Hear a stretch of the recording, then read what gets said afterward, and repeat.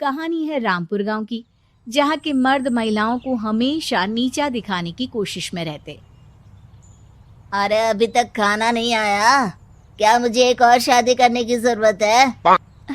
नहीं जी नहीं, ऐसा मत करना, वरना मैं कहाँ जाऊंगी। खाना लेकर मैं अभी आई जी। गांव की पंचायत में भी फैसले हमेशा औरतों के खिलाफ ही रहते।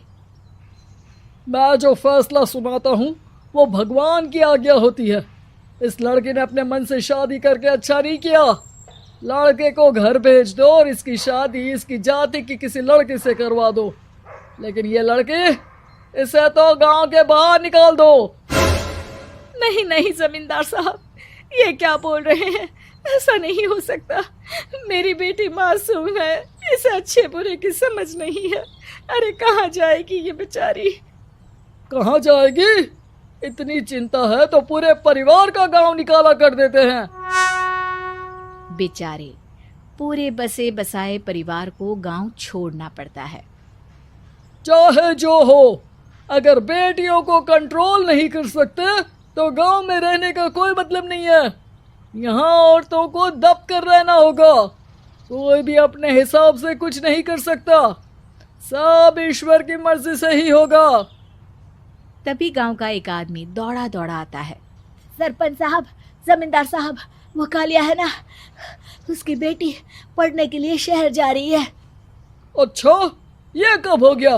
और कालिया की हिम्मत कैसे हो गई ऐसा करने की? लेकर आओ उसे और उसकी बेटी को।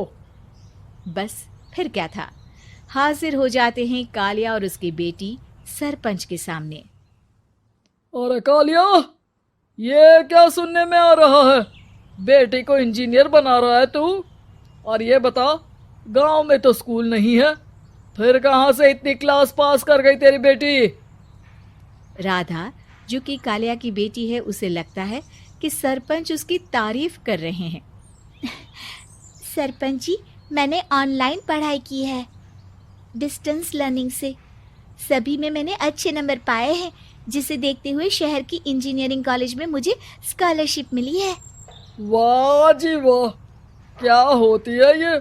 पहले तो ये बताओ, फिर आगे की बात करते हैं। पूरा गांव राधा की बात सुन रहा था और राधा बोलती जा रही थी।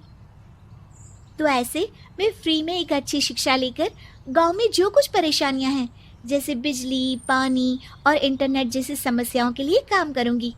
मैं गांव को शहर से जोड़ने के लिए पुल का निर्माण करवाने का प्रस्ताव रखूंगी। मुझे पूरी उम्मीद है कि जल्द ही हमारा गांव भी तरक्की की राह पर चल पड़ेगा। राधा की बात सुनकर सारे गांव वाले ताली बजाने लगते हैं। सरपंच को समझ नहीं आता कि वो क्या करे। चुप रह नादान लड़की, गांव के खिलाफ जाने के लिए तुझे गांव से बेदखल कर दिया जाएगा, वो भी पूरे परिवार के साथ। और हाँ, अगर ठीक से गांव में रहना चाहती है तो ये पढ़ाई लिखाई छोड़ दे। हम तेरे लिए गांव का कोई होनहार लड़का देखेंगे। तभी गांव का एक आदमी बोल पड़ता है। अरे नहीं नहीं सरपंच जी, राधा बिटिया जो बता रही है, अगर वैसा हो जाए तो हम लोगों को पैसा कमाने के लिए बाहर नहीं जाना पड़ेगा। हाँ जी, और ना ही कोसों दूर पानी के लिए भटकना पड़ेगा। हमारे बच्चे भी अच्छी पढ़ाई कर सकेंगे और आगे बढ़ेंगे, ना कि हमारी तरह खेती करते बैठेंगे। क्यों गांव वालों, राधा बिटिया का साथ देना चाहिए ना। सरपंच देखता है कि गांव राधा के साथ है तो वो चुप हो जाता है। वो घर आकर अपने सलाहकार से बात करता है, जो बहुत ही चालाक किस्म का इंसान होता है।